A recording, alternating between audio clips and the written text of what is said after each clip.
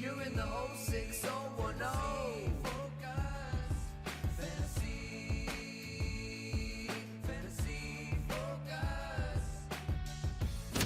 Welcome to Fantasy Focus. Today's podcast is presented by Geico. You can watch us every weekday at 11 a.m. Eastern Time on ESPN's Twitter, Facebook, and YouTube feeds, as well as the ESPN app. You can download Fantasy Focus wherever you get to your podcast. Field and Matthew and Kyle Soppe are here today. You're probably wondering, where on earth is Stefania Bell? And Matthew, what happened was, after seeing the tropical landscape of Buffalo, New York last night, she decided to make her all the way up to Orchard Park. No, she's boondoggling is what she's doing. Where? She's in Nashville, Tennessee, actually, of all places. I know this for a fact.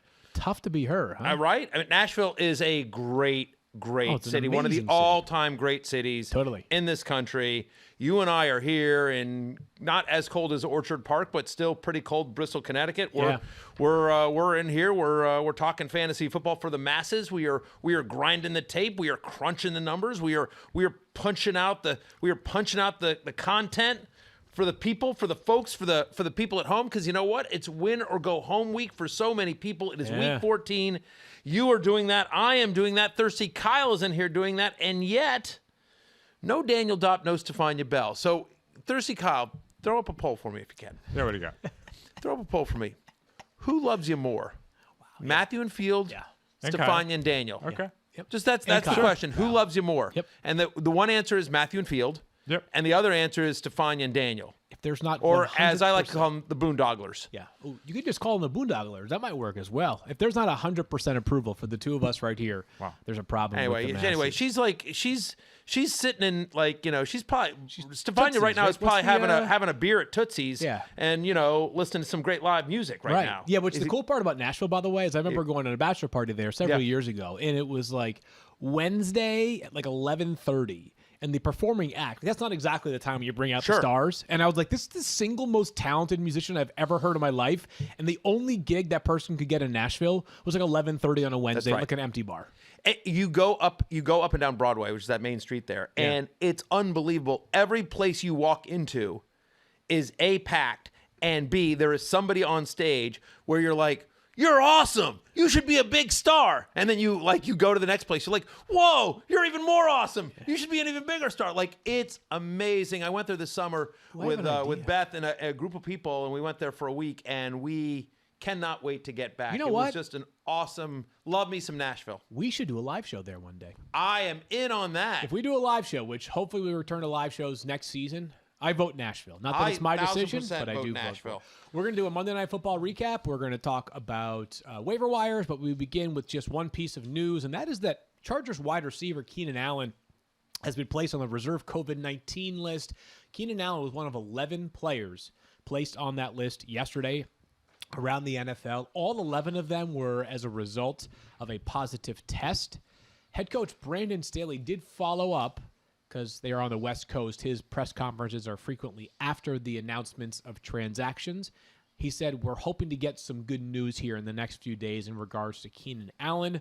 The implication there, if I'm reading it correctly, would be that he is a vaccinated player, and the potential for him returning this week is in the cards. Remember, they just had Joey Bosa, who was a high-risk close contact.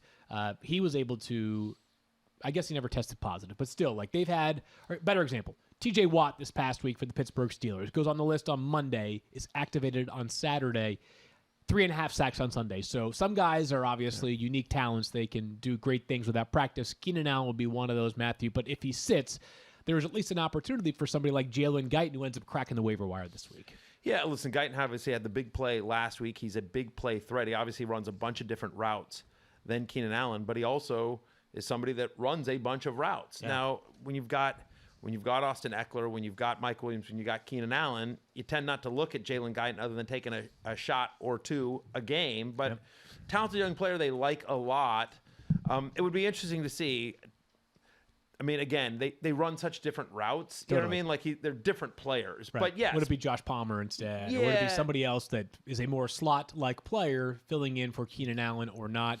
Hard one to decipher, especially this time of the year, right? Where it's win or go home. Are you really going to be trusting Jaylen Guyton or another Chargers wide receiver as your fill-in if you have to have a fill-in for Keenan Allen? So, I mean, I'll just tell you right now. So, I have in my Dynasty League, the Dynasty League I'm in with you and Thirsty Kyle and everyone else, I have a pretty good team. The problem with my team, they're all injured. Right. I mean, it's Logan Thomas, it's Christian McCaffrey, it's J.K. Dobbins. I lost Rashad Bateman for half the year. I mean, I've had injury after injury after injury in that league, and so just not my year. And I'm always a big believer is that if you don't think you have a legit chance at winning the title, and once McCaffrey, without McCaffrey, also Antonio Gibson, and he's been, he was hurt for basically a month and fairly useless. I was not my year. So, I mean, I think I'm a big believer in that if you don't have a really legit chance at winning your dynasty league, you should be tanking and playing for next year. Or at least thinking big picture. Right, thinking big picture, right. And so, I traded a lot of my assets that I thought had a lot of value this year, but maybe not as much in a dynasty league. Keenan Allen among them, Cordero Patterson among them. The reason I'm telling you all this Field, is that I am doing what our rule guidelines say, which is we are to set an active lineup in this league, but I'm trying to lose. You know what I mean? Sure. I'm trying to what I'm trying to do is I'm trying to set an active lineup, but I'm also trying to lose. I want to lose for a better draft pick next year. And Jaylen Guyton was one of the guys I started this past week. Ooh, nice job. 4 catches, 90 yards, and a touchdown. I tried so hard. Yeah. And it's just right. So, I mean, whatever. Antonio Gibson had a huge game, and Jaylen Guyton and Amon-Ra St. Brown and Jared Goff. I played that. Played pretty well. That. I literally had the 3rd highest score in the league. And I'm what am I doing? When I'm trying to lose, I can't even lose. What are Fantasy you doing? in a nutshell. Let's get to the anyway, but the point is about Jaylen Guyton is that I like the player, young talent, certainly worth a look in deeper leagues, but it would be tough to trust, unless you're in a super deep league. He'll make my top 50, but I can't imagine he's anywhere near the top 35. I would agree on that. Let's get to Monday Night Football, and the Patriots come out with a 14-10 win. Obviously, one of those games that the story really was the weather and the approach that these two teams took. If you didn't see it, I don't know how you missed it, but obviously the winds were gusting. I believe I don't know that we've ever seen as many graphics related to the weather on the Monday Night Football broadcast that I can recall, constantly reminding us that the gusts were up to 50 miles an hour last night. Honestly, you didn't need a graphic. All you need to do was see the clip that went around on social media of Shefty and Susie Colbert being knocked off their chairs by a gust of wind, and Randy Moss also being dislodged from his chair. Sure. They were all sitting there, and then all of a sudden, really strong winds as well. And so, we expected a low scoring, run heavy game, grinded out game, and that's exactly what we got. Well, we got that and more, as Mac Jones for the Patriots threw 3 times, and I am not at all slipping the tongue. 3 times. 3 times. 2 out of 3 for 19 yards. He had 3 kneel downs at the end of the game to bring his total rushing yards to -3 on the evening, and just 0.5 fantasy points for Mac Jones, which that led to some serious fantasy heartbreak. And I think probably a lot of people felt it. Not that Mac was being started in a ton of leagues, but perhaps in a 2-quarterback league, and that includes the like of this person on Twitter who had some sincere fantasy heartbreak. If we can pull up that tweet perhaps, or if not, Kyle can perhaps read it. There we go. Talk about a bad beat. This one comes from Joshua. Guy in my league just lost on the Mac Jones kneel downs. He had Mac Jones and Dawson Knox tonight, and he only needed 4 points to win. And he comes up short, losing by 0.24 points, Matthew. Those 3 yards at the end of the game cost him the win. Or Hashtag fantasy life. Weird things happen. The Mac Jones's player prop was 191 passing yards. I don't know that there was ever more of a lock of the century than taking the under on that. Yeah, I know, right? I think his passing attempt at one point was 19.5. I'm wow, pound that under. But I'll be honest. I mean, obviously it was so. There's been plenty of talk this morning, as there always is on Twitter, about the approach the Patriots took and what it meant. And I think probably the bottom line, Matthew, is that if they had fallen behind at that game, Mac Jones probably has no choice but to throw the football, right? But you are playing the circumstances of the game, and they were winning. I don't think they ever trailed in this game, right? They had the 7-0 lead early, 8-0 lead early. Right. Then it was 8-7. 8-7. I think 11-7. Yeah. 11-10, 14-10. So, they decided if it ain't broke, don't fix it, right? And this is one of the things we talked about last week as well, which is that I think had it been played in balmy weather, really nice weather, he probably throws more than 3 times. Oh, he throws way more than 3 times. But he doesn't throw that much more, because here's what my expectation was going into the game. And the Indy special, right? What? You said yesterday. The game, exactly. Yeah. The game that the Colts played, where the Colts were like, we're going to run Jonathan Taylor down your throat until you stop us. And my expectation is that does a couple things. It controls the clock. It keeps Josh Allen on the sideline. And it also plays to your strengths.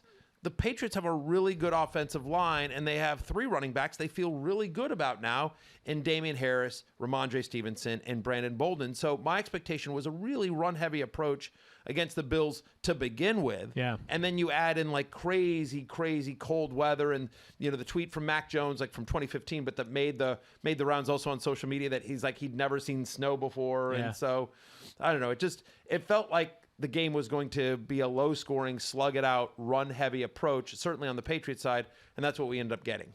And a part of that was Damian Harris, who was, I would think, got to be one of the best players in the field last night, who had 10 carries, 111 yards, and a touchdown, including a 64-yard touchdown run to open things up. It was beautiful for the Patriots. That was masterclass in that play design and obviously the execution of that play as well. And Harris had great breakaway speed. He was awesome when he played. Problem was he played just 13 snaps. So he hurt a hamstring in the game, returned, and then seemed to aggravate the injury one more time. Right. Something to keep an eye on going forward. Yeah, he came back. He returned to the game. He went to the Blue Medical Tent. They checked it out. He came back. They gave him a run. He at full strength would have popped another one. Right. But he clearly, like immediately as he started running and accelerated, like it was clear like he was hopping along on one leg. He still managed a 15-yard run basically on one hamstring is what that looked like. Right. And then he immediately just sort of went to the sideline as opposed to trying to barrel through the last defender. Just went to the sideline, and we didn't see him again. Whenever we get Stefania back, if we ever get her back from Nashville, we'll ask her about this. Can't imagine much of an update, though, because they're going to their bye week, right? I was just going to say, and I wonder how much of that was, is it serious, or is it just the fact that, like, it was so cold? Right. Like, you know what I mean? Like, and it's hard to warm up again, and right. Exactly, yeah. So anyway, but just worth noting is that the Patriots do not play this coming week. But if you don't have a desperate need this week as we head into waivers, Rhamondre Stevenson is not rostered in 100% of leagues. It is absolutely worth picking up Rhamondre Stevenson on the off. We don't know.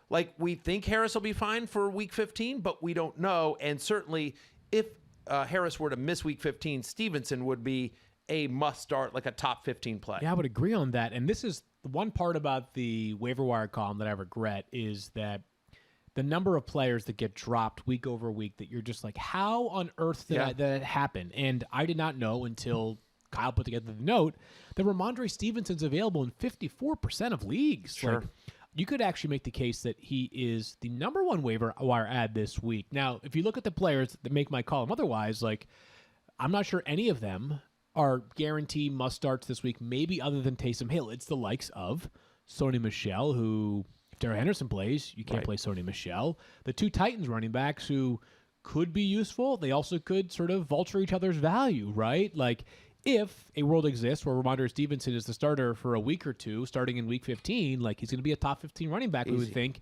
in each of those outings. I believe the Patriots play the Colts coming off their bye on Saturday night, the game that got flexed to Saturday. Let's get to the Bills side. And Josh Allen throws 30 times, so 10 times as much as Mac Jones, 15 for 30, 145 yards with a touchdown. He had 39 rushing yards, and he had 11.7 fantasy points. But in reality, he really should have had 13.7 fantasy points, as there was a fumble exchange between he and Matt Breida.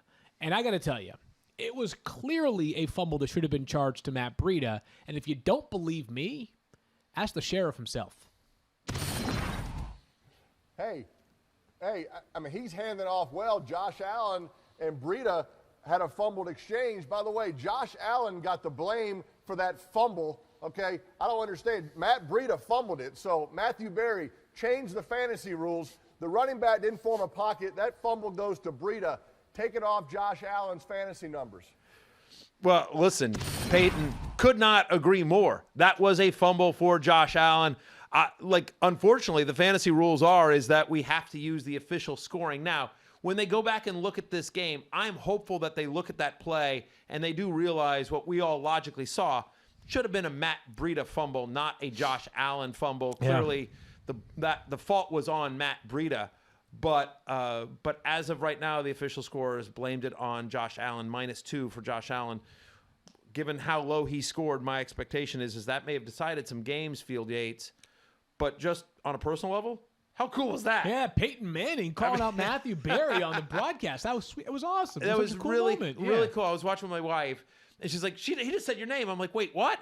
Like it just didn't register to me. Yeah. You know, because I watch the Manning cast every week. They're so good, and like, who knew Peyton Manning knew who I was, right? You know, you guys did a shoot together back in the day, We did a right? shoot. I did an episode of Peyton's Places 2 years ago where we went to the birthplace of fantasy football. So in my life, I've spent 1 hour with Peyton Manning where we did a shoot. But again, that was like 2.5 hours ago. And think about Peyton Manning, who meets 8 billion people, like even when we were there for the shoot and we're surrounded by security and, you know, we're like still everyone coming up. Can I get a picture? Sure. Hey, love this. Hey, what about this drive?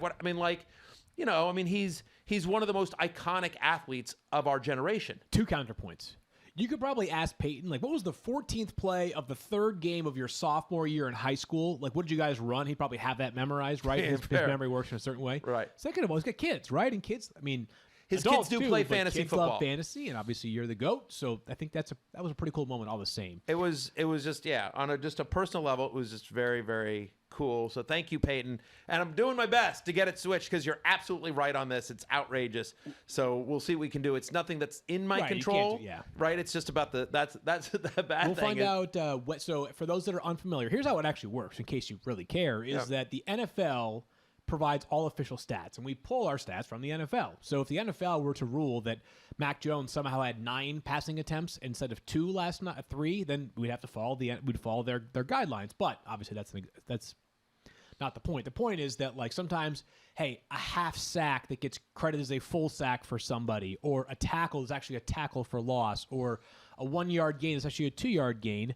They'll adjust that as they comb through every single play. Right. And it's issued Wednesday night into Thursday morning. So if the NFL decides that was actually a fumble by Matt Breida, we'll wake up on Thursday morning and have the information that he is the one that fumbled the ball, and Matt Breida would have 2 fewer fantasy points, and Josh Allen would have 2 more fantasy points. So for those of you that played against Matt Breida or Josh Allen or have them on your team, in that scenario, you would wake up Thursday morning and the score would have changed to have Josh Allen +2 and Matt Breida -2. And so we've seen this before, and I've written about this in my book Fantasy Life in terms of like some of the most brutal ones, like in terms of, but there have been times where people have lost by half a point because they play in a league where they get a 100-yard bonus, and a player that got 100 yards, it ended up getting turned to 99. Yeah. Or there are times where somebody that I ended up losing a league once where because what had originally been ruled a pass, like one of those shovel passes for a touchdown, ended up being changed to a handoff. I have the best one. To a rushing, and I lost the 4 points on the receiving touchdown. Yeah, I have the greatest one. I played a family league. I have a great stat correction story. I'll be quick here. I played a family league, so it was just for pride. There wasn't any money involved, and everybody, certainly I knew the most about fantasy football, but not like I was with a bunch of people that had never seen a football game before. Okay. Like they were fairly invested in the league. I'm in the finals, and if you remember about 4 or 5 years ago, the Cowboys and Lions played on Monday Night Football. Okay. This is a 6-point passing touchdown league. And I had Des Bryant and Zeke Elliott on my team. And I was down by like 30.01 points. Something ridiculous. Or like 40.01 points. And I had Dak and Zeke. And they combined for 5 touchdowns, including in the closing minutes, Dez throwing a touchdown to Zeke. So I remember that. Yeah. I go up by like 0.03 fantasy points and get the win in our finals. A few days later, my opponent, who had Derek Carr as his quarterback, ends up getting like an additional 0.05 points back because there was one of those plays that was ruled a stat correction for Derek Carr. This was when Carr was playing amazing football, right? Yeah. This was the finals. He didn't realize it. I was so salty about it. I didn't be like, oh man, this is that was so awesome that you got the win over me. I was so frustrated. Yeah, of course. Fast forward to Easter. And we're talking about it. He's like, I still can't believe that you beat me in my fantasy finals. So I'm like, dude, you won the league. Right. You won. You got the stat correction. He was like, what? 4 months later, he had no idea. It was great. It was heartbreak for me, but what are you going to do? That's fantasy football for you. This did not happen to me, but this was in my book Fantasy Life. I'll tell this one very quickly as well. But to me, this is the worst one I've ever heard. Guy's playing in a big money league. Okay. $5,000 are on the line. It's an IDP league. Okay. Goes to bed and he's won. He's won the league. He's won the league by half a point. It's worth noting, by the way, in this league, you get 1 point per tackle. Yeah. Okay. So he goes to bed and he's up. He has won. He's won $5,000 and he's won it by half a point. And he's thrilled. And he wakes up the next morning to discover that he was up 1.5. He's up 1.5 points. And he wakes up the next morning to discover that he has lost by 0.5. So where did this extra 2 points come from? Where did this extra 2 points come from? I don't understand. So he's coming through it. Here's what it was. Oh, gosh. The other guy that he was playing had Hakeem Nicks. Okay. Give you an idea of how long ago this was. Yeah. Eli Manning threw 2 interceptions, and Hakeem Nicks made the tackle on both of Eli's interceptions. And so he got a point, and it wasn't registered in the initial defensive scoring. So he got 2 points. So bad, but from so Hakeem Nicks on defensive tackles to win the league. The other guy won the league by 0.5 points, by half a point, on 2 Hakeem Nicks tackles, and the guy lost $5,000. Wow, like if Hakeem Nicks only tackles once, he still wins the league. Right, crazy. But because Eli threw 2 picks and Hakeem Nicks made the tackle on each of them, the guy lost by half a point. To me, to this day, that is the worst one I've ever heard. Yeah, that's really bad. All right, we're going to sort of bypass what we saw from the Bills otherwise because, again, this was such a weird game. Even though their offense threw the ball much more, still, like, I'm not going to hold 4 catches for 51 yards against Stephon Diggs or Cole Beasley having 1 catch for 11 yards. Like, they barely threw the ball. Josh Allen completed exactly 50% of his passes. A couple of them were nearly intercepted. Like, it was a weird game last night. It's like...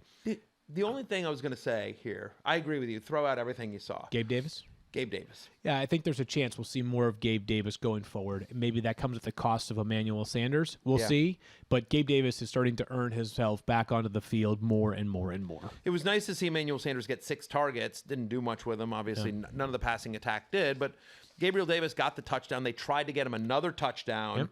Yep. They ran the exact sound. What? On the final play of the game? Yeah, exactly. Yeah. And so... For whatever it's worth, Gabriel Davis is somebody that the Dynasty League I just mentioned, where I have Jalen Guyton, I also have Gabriel Davis. I really like the player. I think he's really talented. And so as Emmanuel Sanders, again, Emmanuel Sanders is 34 years old, really nice player, but, you know, it's getting colder. He's a little bit of an older player. Feels like he's playing, I don't have him in front of me, but feels like Emmanuel Sanders is playing less snaps and running less routes over the last couple games than he has been. It's worth noting Gabe Davis has 11 or more fantasy points in 3 of 6 games so far this year. Yeah. If anything were to ever happen to Emmanuel Sanders, Gabe Davis is really interesting. But deeper leagues, you know, if you have a spot on your roster you could stash. Yeah, I just do think Gabriel Davis is sort of interesting. Yeah, I think some smart Buffalo media members have been pointing out that, and the way I have inferred it is not like, hey, Gabe Davis has earned more playing time and it comes at the cost of Emmanuel Sanders. It's just been Gabe Davis has earned more playing time. Well, I'm not sure how that sorts itself out, but it's worth keeping an eye on and whether it does cost one of the other wide receivers some reduced time on the field. We're going to discuss waivers in just a moment. But before we do that, Matthew, Kyle, brings me no joy to toss the baton over to you. I disagree. I know this brings you joy. This brings you joy. This brings Kyle tremendous joy. Go ahead. Go ahead, Thirsty Kyle. Let's get this over with. Well, we had a Survivor League decision made last night. And Matthew Berry will not be advancing to Week 14 of the Survivor League. After he raked me over the coals about losing last week. Yeah.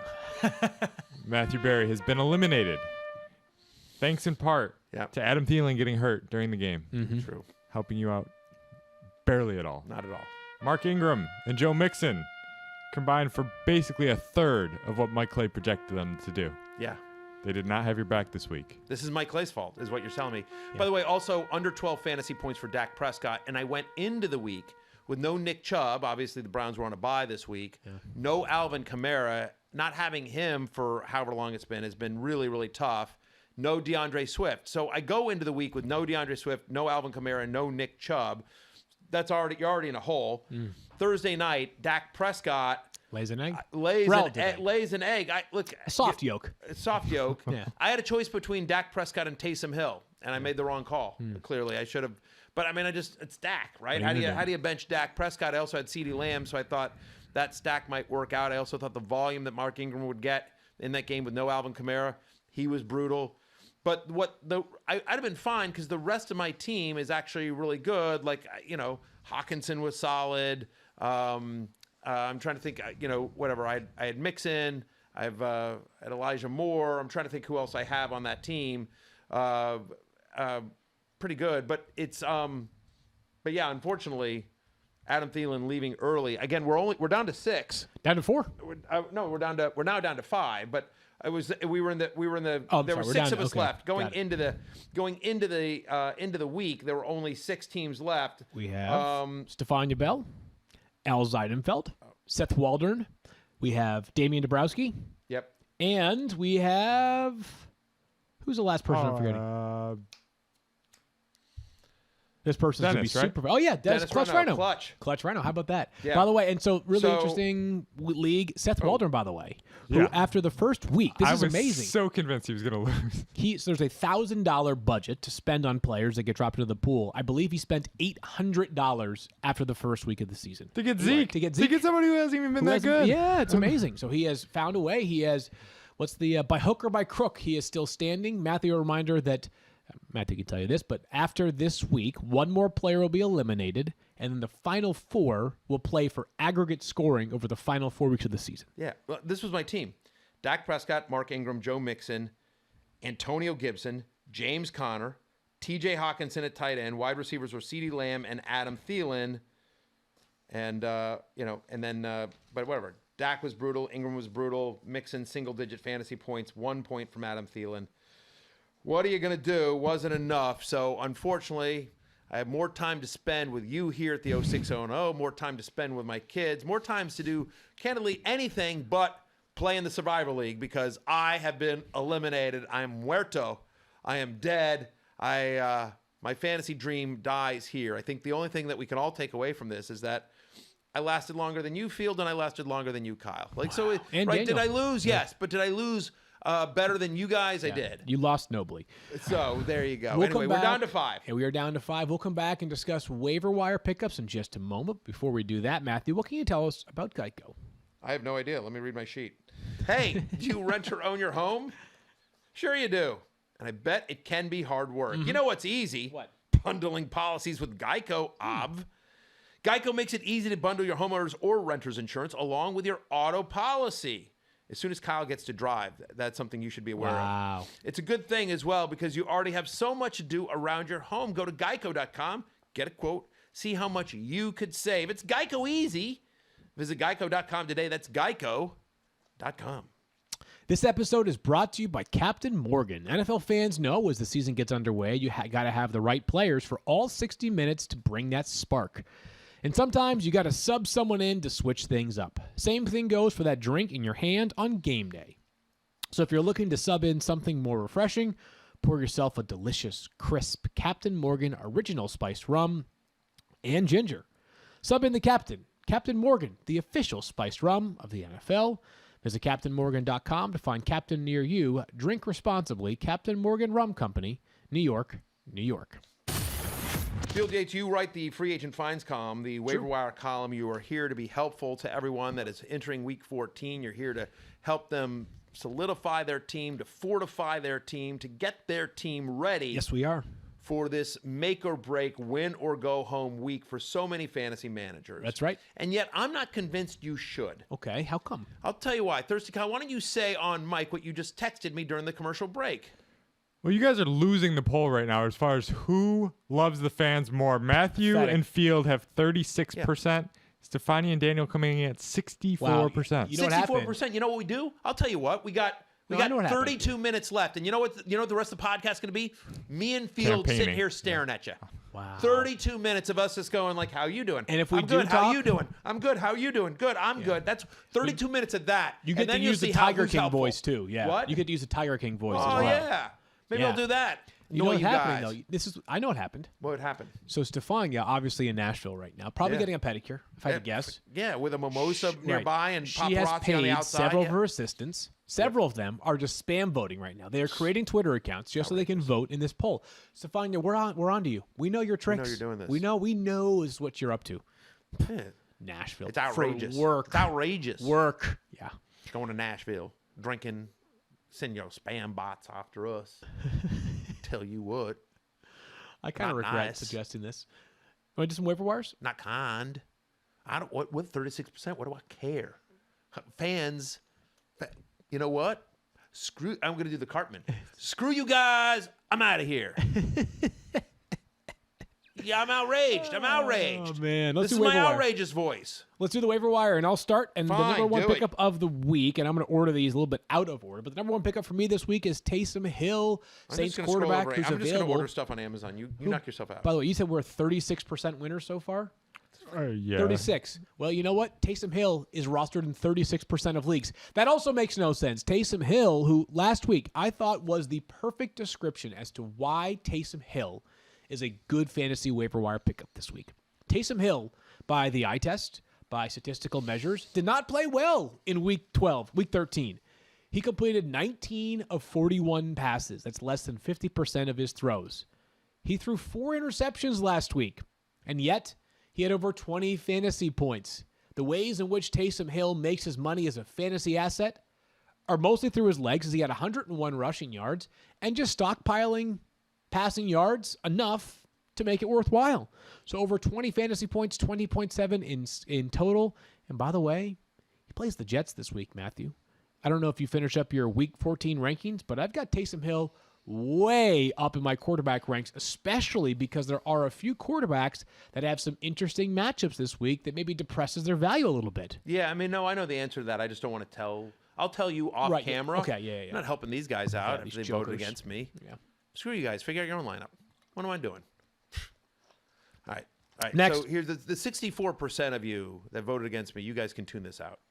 36% of you, here's what I will say. Yeah, 1,000%. Like, again, like over 20 points. Like, he is, I don't think he's ever had less than 17 fantasy points in a game he started at quarterback. I believe that's correct. You and I talked him up last week as somebody that was a must-add. I'm amazed that they're not listening. They're not listening. Well, 36% of you are listening. 36% of you are listening, but the rest are not. Like, and I would argue where you're like, well, I'm fine. I got Dak Prescott. I got Josh Allen. I feel good. You know, whatever. I got Justin Herbert. Tom Brady. I don't need Taysom Hill. This may be true. This may very well be true. But here's what I'm going to tell you something. You may not need him, but someone in your league might. And the best offense is a good defense, especially with a fairly thin waiver wire this week. I have no problem picking up Taysom Hill and never using him. But I'm going to tell you, as long as he's the starting quarterback of the New Orleans Saints, he's going to be a top 10 fantasy quarterback. And he's only going to get better. Again, over 20 fantasy points with the 4 interceptions. Just imagine if he cuts that down a little bit, which I think he will. Like, the rushing keeps his floor so high. It does. He's just, for fantasy purposes, it does not matter how you look to the eye test. It does not matter what kind of quarterback you are in real life. We just want 20 fantasy points. Taysom Hill's a good bet to deliver it. The next player up is not my number 2 waiver ad of the week, Matthew. He might be, though. I'll put him there just for now. Let's put. Okay. So Sony Michel for the Rams last week led all running backs across the NFL in terms of percentage of snaps played for his team. He handled basically every running back touch for the Rams this past weekend. Darrell Henderson had 0. The results were really good. He had 21.9 fantasy points. He had 129 yards. He had 3 catches. He's the only Rams running back this year with over 100 rushing yards in a game. Now, Darrell Henderson did dress for the game. He was active. He didn't play at all. So what does that tell me? That decision to play him may have been just as much about the fact that the Rams only have 3 running backs on their roster anyways, that maybe he's really not that close to playing. Like, maybe Darrell Henderson could be out again on Monday night. And if he's out again on Monday night, Sony Michel's a top 20 play this week at running back, and those are really hard to find right now in the waiver wire. 1,000%. He got the opportunity and he produced. Now, it was against Jacksonville. And the other challenge here is that hopefully we'll get some reporting into the weekend. But again, it's the Monday night game. We may Sean not McVay's know. pretty good about this stuff. What? Though. Sean McVay is pretty good about Usually, this stuff. yes. Yep. So hopefully we'll get some good reporting on this in terms of where the Rams are at with Darrell Henderson. By the way, and Field does a great job with this when you follow him on Twitter as well at Field Yates, is that we'll look at, like, do they sign another running back to their practice squad or something like that? Right. Elevate somebody. Yeah. So some of the other moves that the Rams make transactionally this week may also be a hint as to how confident they are with Darrell Henderson. I candidly was surprised they went into that game with just 3 running backs, one of whom is Darrell Henderson. Like, I was surprised they didn't elevate somebody else. They're probably like Cooper Kupp can just run the ball if we need him to. Right, maybe. Did you see the video of Cooper Kupp describing that play? It's awesome. Super. I mean, it was just like, no wonder Sean McVay loves him. Well, I was going to quote tweet it and say Cooper McVay. Yeah. But then I was like, no, you're going to get a bunch of people distracting. You say, no, it's Matthew's little Cooper Kupp McVay. So I didn't want to, mix two separate jokes there. But it was awesome. It's great. Cooper Kupp seems like a really smart guy. Cooper Kupp is, on many levels, a super easy guy to root for. Can I say that number 3 on this list, and there's a pretty good case, by the way, for Dontrell Hilliard and Deontay Foreman. We've just talked about them so much, and we've sort of made our peace with them that, like, I think we prefer Dontrell Hilliard to Deontay Foreman. I think there's a chance Deontay Foreman out-touches and out-snaps him in coming weeks. Like, I don't have a great grip on how Tennessee wants to divvy up those touches. That being said, like... To me, the challenge, though, is that I feel like Deontay Foreman's role, pure talent-wise, I actually think I prefer Hilliard. He's more involved in the passing game, just like what I see out of him.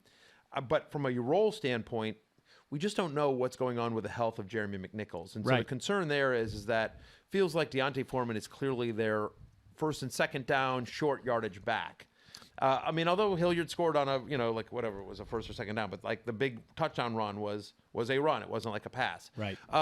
But if McNichols is back, feels like he would eat more into Hilliard's role than Foreman's. Correct. And so that's why I decided to go with Carlos Hyde as my third ad. Interesting. And this brings me worth noting, before we move on, I would just say, and it's interesting because they play against each other. That's worth noting is that Hilliard, Foreman, and Carlos Hyde are playing against each other this Sunday. Jags and Titans is the game for both those teams. It brings me very little joy to bring up Carlos Hyde as an ad, not because it's nothing against Carlos Hyde, but it's because there's something really fishy going on right now with James Robinson and the Jaguars. There's been some odd mixed messaging. I've been following along. Mike DeRocco at ESPN DeRocco on Twitter does a great job covering the Jaguars for us, has been sort of tweeting his way through all this, is that it was unclear whether James Robinson sat out for a portion of that game on Sunday because of his knee injury or whatever injury he's dealing with right now. There's been a lot of them recently. It's hard to keep track of them all. Or because of his performance. James Robinson suggested he may have been benched. He fumbled. He lost a fumble. Yeah. He came back into the game late. Urban Meyer was like, that's Bernie Parmalee, our running back coach's decision. And someone asked him, like, was that a smart thing to do to bring in your very talented running back late in the game? And he was like, that probably was unwise. Like, some weird passing of the buck, like kind of throwing your assistant coach under the bus. That's so weird because Urban Meyer usually a really stand-up guy. So odd that he in this one case and only this one case passed the buck, didn't take responsibility, and sort of threw his running back coach under the bus. Because super weird. Normally, Urban is always a guy that, is right there front and center, facing the tough questions, owning up to his mistakes, Tough for Bernie Parmalee, who he's usually that guy. I actually know Bernie. We worked together in Kansas City. One of the nicest people ever, too. So it's like, great. Like, you only know my name when I get thrown under the bus. Let's talk about Carlos Hyde. I'm not just to be clear, I'm not an Urban Meyer fan. I couldn't pick that up. Could you not pick that up? Not a fan. As far as the value of Carlos Hyde goes, there's certainly some major risk here because James Robinson may play on Sunday. He may be announced as a starter. He may go into the game and play the first 10 snaps and then not play any further. So Carlos Hyde is only usable if we found out that James Robinson, A, wasn't going to be available due to injury, or B, get straight up benched, which that just seems so unlikely, even as unusual as things have been throughout all season in Jacksonville. That being said, Carlos Hyde, when he gets the opportunities, he's still a sufficient pass-catching running back. He's a guy that can handle 15 or 16 carries if need be in a game. I don't know that they're going to be playing with a lead very frequently. I also think there's a chance on Sunday that this game against Tennessee is not like a 20-point blowout, right? Just because of Tennessee's offensive limitations right now. So he's an ad just in case. Keep an eye out on Carlos Hyde, but I do think there are other options that have more upside. Let's get to the wide receivers, though. And I'm going to start with one that I think has maybe potentially more long-term value for the rest of the season. And that's Russell Gage, who was a trendy preseason sleeper. Perhaps he's become a post-hype asset. As he stumbled out of the gates, he got hurt early, missed a bunch of time. Over his past 6 games, he has 44 targets. Over his past 3 games, he's got, I think, 28 targets, maybe 26 targets. He's been very busy over the past 3 games. Over his past 2 games, he has up over 40 total fantasy points, so an average just above 20 points per game. And it's not that this Falcons offense is super dynamic or explosive week in and week out, but if you look at who has to catch the ball right now, there are basically 3 guys. Obviously, Kyle Pitts, but that's been a lot less frequent than we'd hope for. Cordarrelle Patterson, but he's also carrying the ball. And then Russell Gage. Like, he seems like the best bet of the wide receivers in Atlanta to have 5, maybe 7 catches in a given week and somewhere between 50 and 80 receiving yards, which is certainly good enough to have him on the flex radar. Yeah, I would agree with that. Look, I think this was a little bit of an outlier game, where he had, sort of this monster 11 catches on 12 targets for but still, 130 yards. Target But share's still, been really good. He's been used quite a bit so far this year. They're the 3rd heaviest passing team in the red zone. The NFL, like, their defense is bad. They're going to have to be throwing. They're at Carolina this week. So, yes, I would not want him in a standard league. It would need to be a 12-team or deeper PPR league. Yeah. But, yes, he is absolutely a viable asset in a league that size or deeper. Probably worth noting, and we don't wish this for anybody, but absent like an injury taking place, there's not many waiver wire ads right now that are 10-team league ads, right? Like, for the most part, it's you play in a 16-team league and like almost everybody is rostered. That's the depth that we are reaching right now. This might be an exception. I don't know if it's a 10-team league ad, but I do think that KJ Osborn has some value in the short term. I agree with Osborn is a guy who obviously has had a couple of big games this year. He had a big game this past week, 4 catches, 47 yards, and a touchdown. Osborn's a good player from Minnesota, a 3rd wide receiver who could be the number 2 wide receiver for some period of time.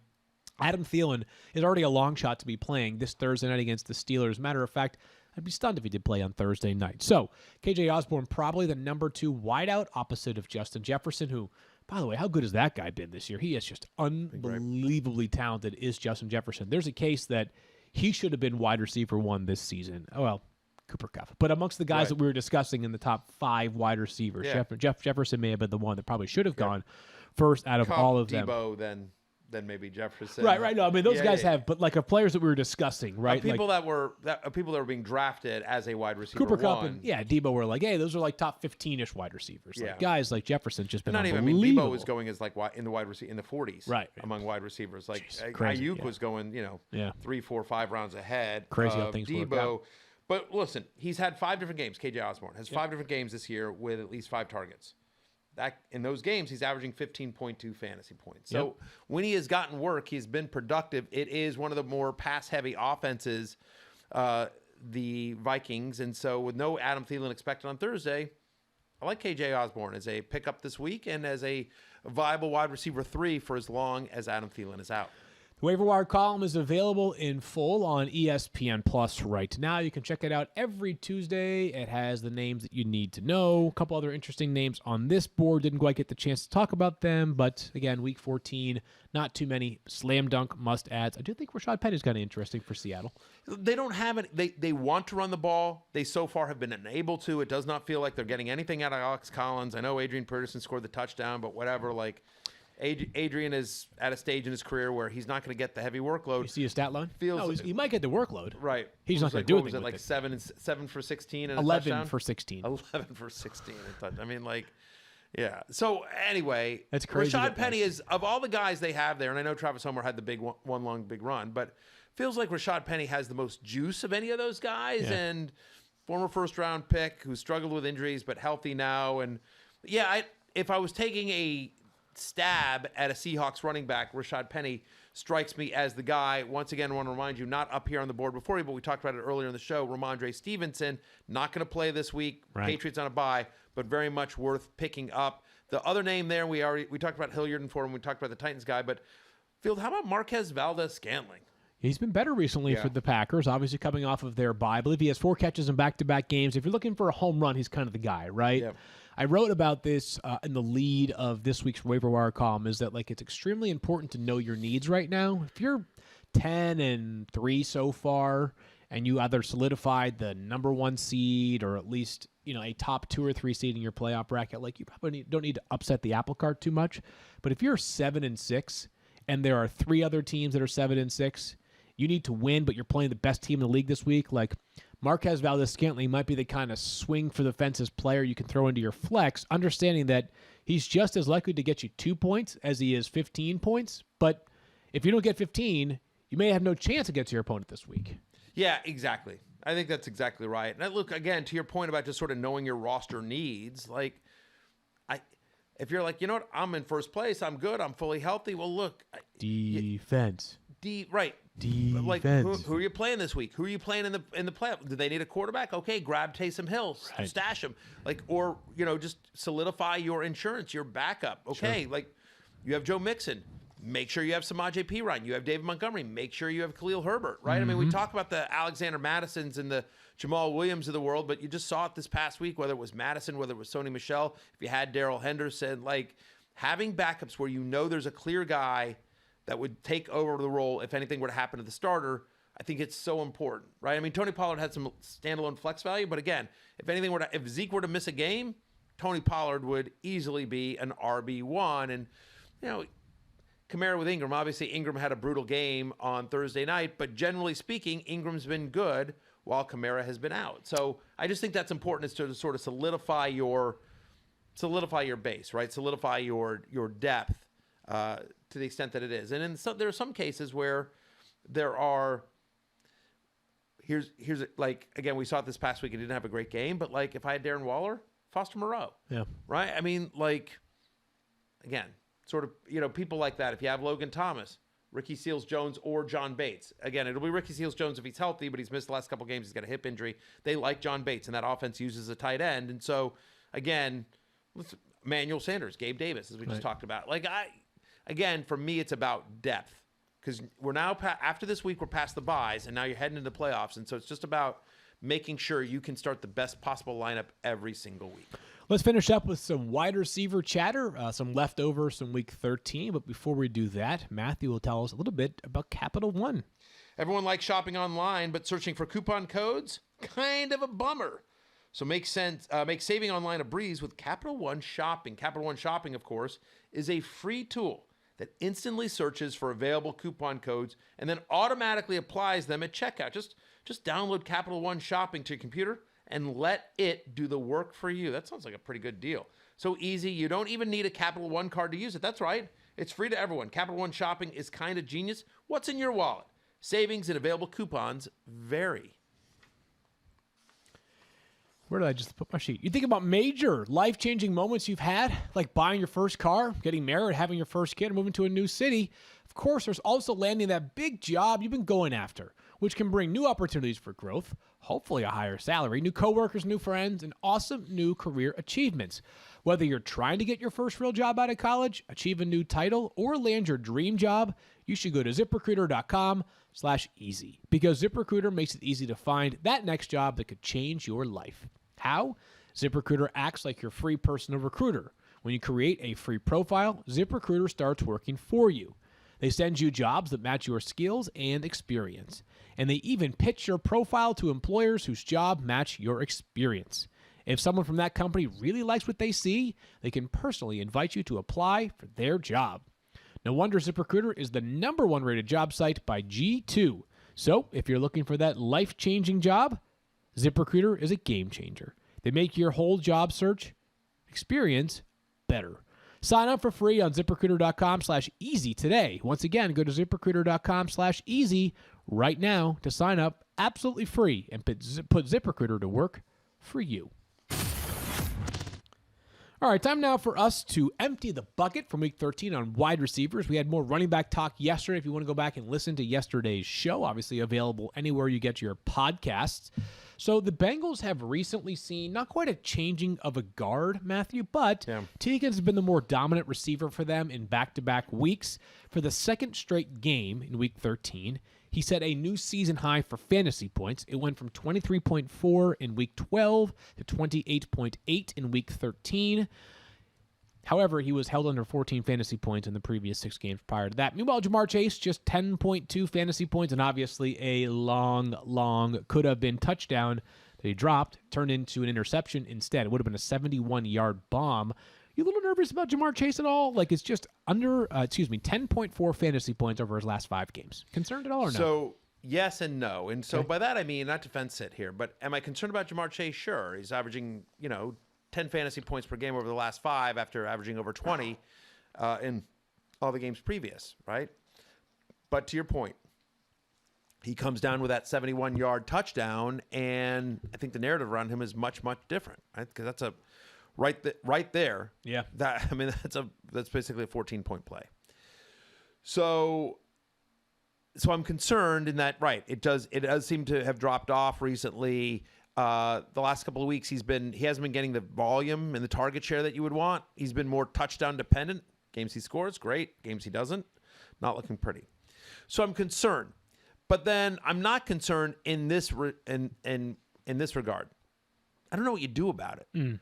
I can't imagine that you have a wide receiver on your team with more upside and more talent than Ja'Marr Chase.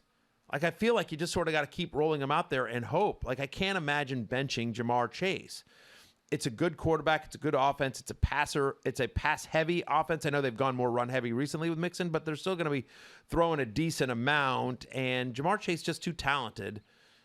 You know, I don't know. For me, the leagues that I've Chase, I'm still rolling them out there. Yeah, and I don't know that there's an actionable item. I guess I don't think there is out there. Like, am I concerned? Isn't. Yes, but yeah. I'm not doing anything about it. No, it's probably just normalizing a little bit, right? We had this conversation, I think, a week ago when I was saying that, remember back in the early days of the season where 4 of Ja'Marr Chase's first 16 catches went for a touchdown? Like, believe it or not, even a guy who is clearly a bona fide star in Ja'Marr Chase is not going to catch a touchdown on 25% of his total overall receptions. Just curious, though, just in a world in which you had the choice to choose between these two for the rest of the season, do you still prefer Chase to Higgins?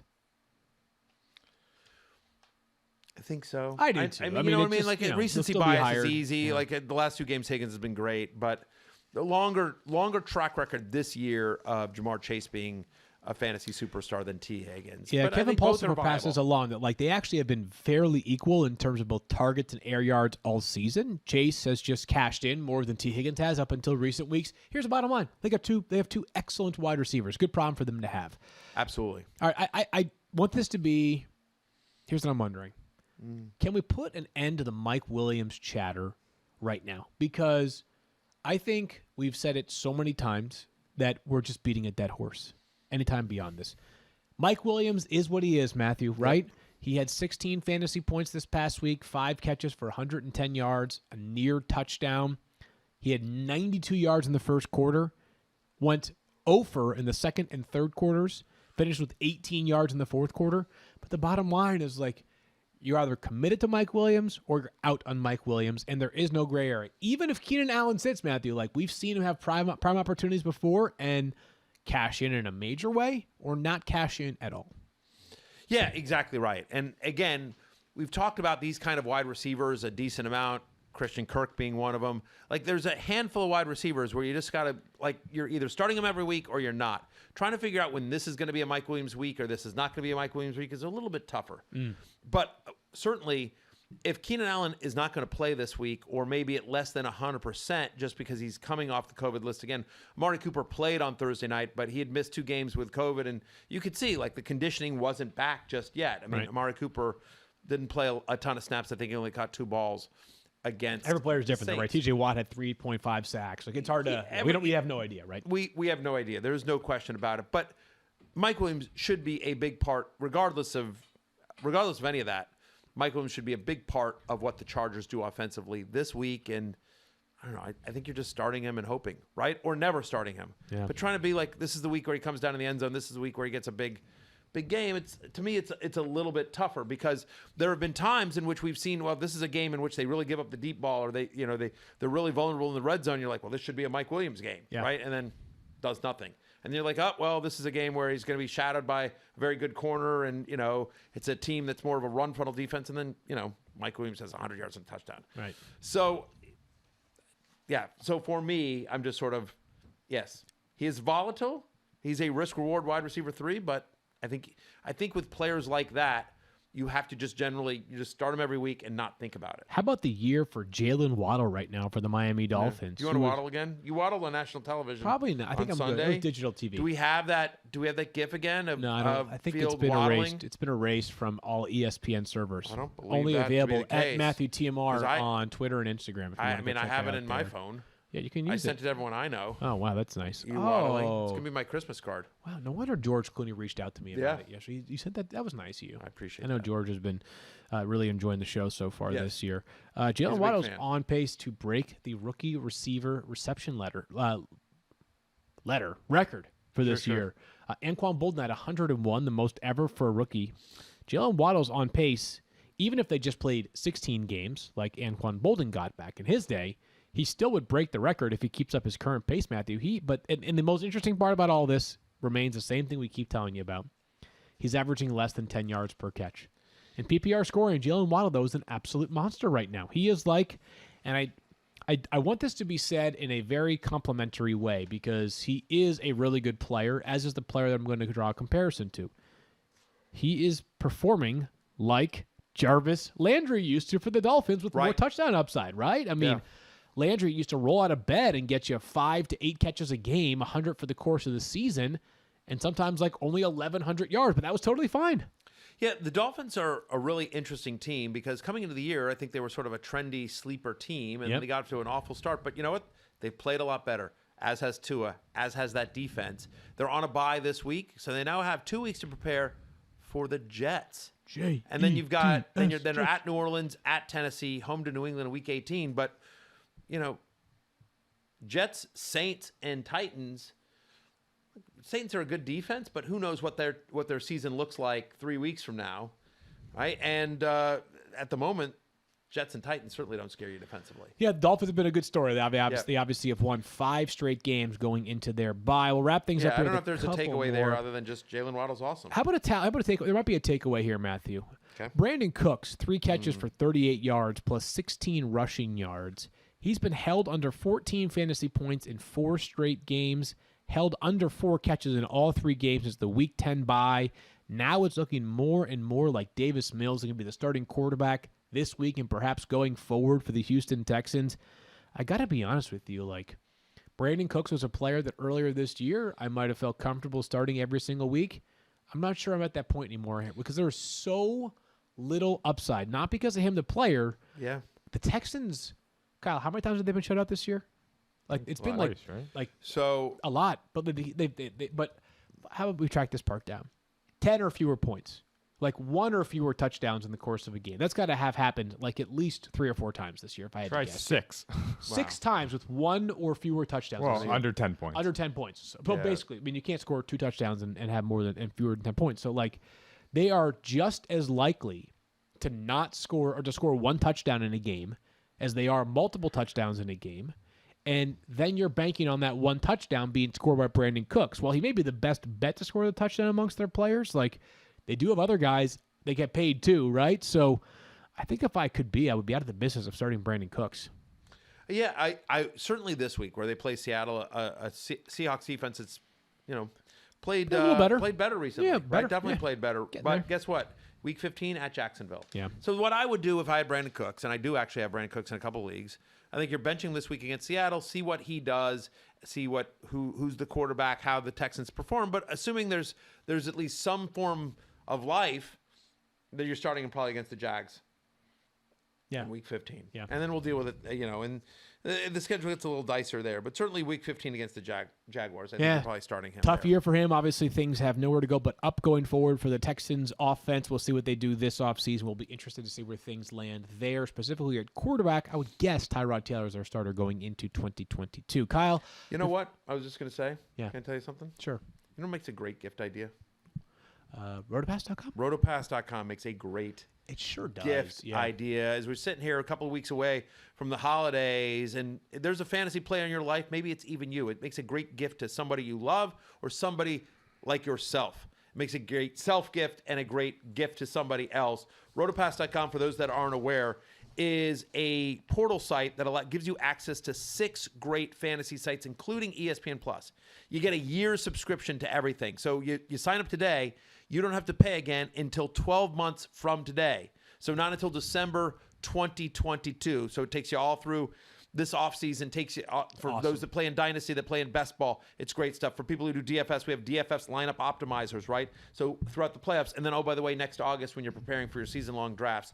Again, great analysis, great tools, great sites for whatever you play. Dynasty, Best Ball, Superflex, you name it. Keeper, rookie, even season long, of course, as well. Just check it out at rotopass.com. Use the promo code 0600 for 10% off. Again, 12 months of everything, including ESPN Plus. You can watch my show, you can read Field's column, you can read my column, you can see everything that ESPN Plus has to offer. Honestly, if you look at how much it costs to subscribe to 12 months of ESPN Plus, and then you look at how much it costs to subscribe to 12 months of RotoPass, not that much more. Crazy. Great value. So you're there. basically getting these other 5 sites thrown in for free. So the Deebo Samuel in terms of value of things that you could put your money towards for better fantasy analysis. Before we say goodbye, Kyle, can you give us one last update on the poll? You guys are flirting with 40%. So we've made progress. It's still up for another 22 and a half hours. We'll update it tomorrow, but we do have a tweet coming in here about, how the general public is feeling.